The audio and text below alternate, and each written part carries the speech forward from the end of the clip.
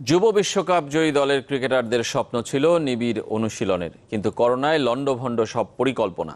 HP দলে ঠাঁই হয়েছে বেশিরভাগ সদস্যের। কিছুটা আক্ষেপ থাকলেও মেনে নেওয়া ছাড়া উপায় নেই আকবর আলীর। প্রেসিডেন্টস কাপের পারফরমেন্স নিয়ে প্রশ্ন থাকলেও তা স্বাভাবিক মনে করছেন ডেভেলপমেন্ট কমিটির চেয়ারম্যান খালেদ মাহমুদ। বছরটা শুরু হয়েছিল বাংলাদেশের বৃহৎ অর্জনে। ফেব্রুয়ারিতে অনূর্ধ্ব ১৯ বিশ্বকাপ জেতে জুনিয়র টাইগাররা ট্রফি ওঠে আকবর আলীর হাতে। প্রায় ৯ মাস পার হয়েছে, সবাই কি ভুলতে বসেছে সেই কীর্তি? কিছুটা আক্ষেপ অধিনায়কের কণ্ঠে।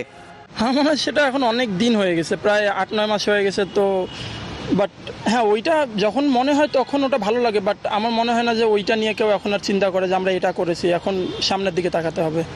আলাদা করে ২ বছরের অনুশীলনে যাওয়ার কথা ছিল, হয়নি। এইচপি ক্যাম্পে ভরসা আকবর, তানজিদ তামিম, তৌহিদ হৃদয়দের। মাঝে খেলেছেন প্রেসিডেন্টস কাপ। সবার যেমন পরিপূর্ণ সুযোগ মেলেনি, তেমনি আছে পারফরমেন্সের হতাশাও। ব্যাটিংয়ে তৌহিদ হৃদয় পুরো ৫ ম্যাচ খেলেছেন, করেছেন ১২২ রান। মাহমুদুল হাসান জয়, তানজিদ হাসান, পারভেজ হোসেন, রাকিবুল হাসানদের অবস্থা যাচ্ছে তাই। বোলিংয়ে শরীফুল ইসলাম, রাকিবুল হাসানদের পারফরমেন্স অনুজ্জ্বল। এমনটাই প্রত্যাশিত ছিল, বলছেন ডেভেলপমেন্ট কমিটির চেয়ারম্যান।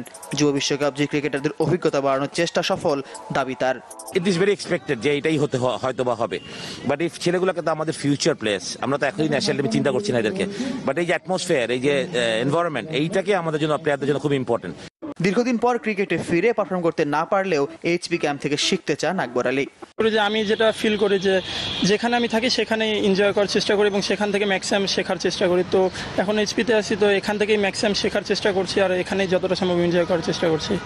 অনূর্ধ্ব ২১ দলের ক্যাম্প না হলেও স্থগিত শ্রীলঙ্কা সফর আর ফেব্রুয়ারিতে সম্ভাব্য আয়ারল্যান্ড সিরিজ নিয়ে আশাবাদী এইচপি ইউনিট। ফয়জুল ইসলাম, চ্যানেল 24, ঢাকা।